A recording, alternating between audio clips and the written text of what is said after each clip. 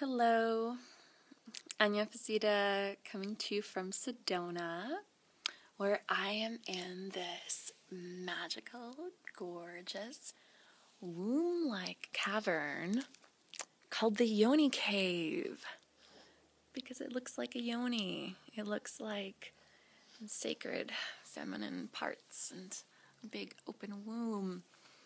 I'll show you the view out from here too.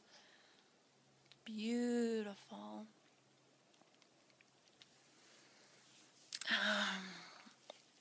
And so today, partly inspired by this place that just really radiates a lot of this divine feminine energy, I want to talk about boundaries and a wonderful question to use to retrain yourself to honor your boundaries, especially if you're one of those people with a lot of that feminine energy, a lot of that empathy and intuition. If you're a healer, if you're a space holder of some sort, if you're a manager or a CEO, because I see a lot of folks that are like healers and also like managers and people running their own companies, where they know how to hold a lot of space for people. They know how to take care of people. They know how to have this like big picture awareness of what's going on. And so quite often though, people with that orientation can get really, they've gotten trained into taking care of other people and ignoring what's happening in here.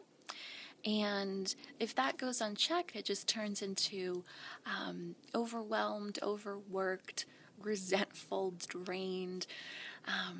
And so there's this question that I love to use to help me remember what my authentic, yummy boundary is for just feeling really good in myself. And that is, does this feel delicious to me? Because especially if we come from families where there wasn't a lot of emotional awareness, where there was maybe some kind of addiction, or just parents that didn't have a lot of time for their children, or parents that kind of unfortunately put their unconscious emotional energy out there for the kids to take care of, it's like we can get trained into serving what's happening out there and making sure that all that's okay, because we had to do that. We had to like make sure all this was okay so that we could feel safe. And we've been trained into working on what's out there and trained out of tuning into what feels really, really good to me. And it can sometimes feel, especially for like these healers and space holders and visionaries that I work with, it can kind of feel like, I don't want to be selfish.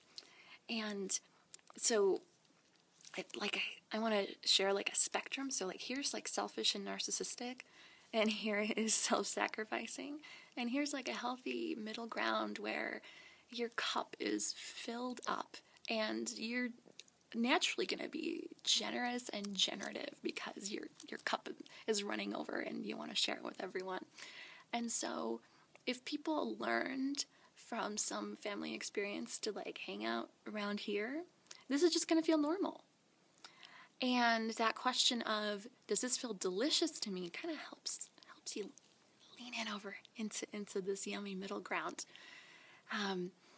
It pulls us into here. You're not gonna go into that. You don't have to be afraid of that if you're someone who, especially like, doesn't take a lot of time for themselves. It's like all we're doing is like we're correcting course here and getting more towards this. So that's my suggestion to play with. Just living into that question of, does this feel delicious to me? Tuning into what is delicious to you and seeing how much more you can say yes to that, and then seeing what comes. You know, it's going to be a lot of re-energizing yourself.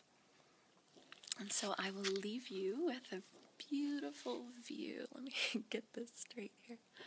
Beautiful view of the sun setting on the red rock.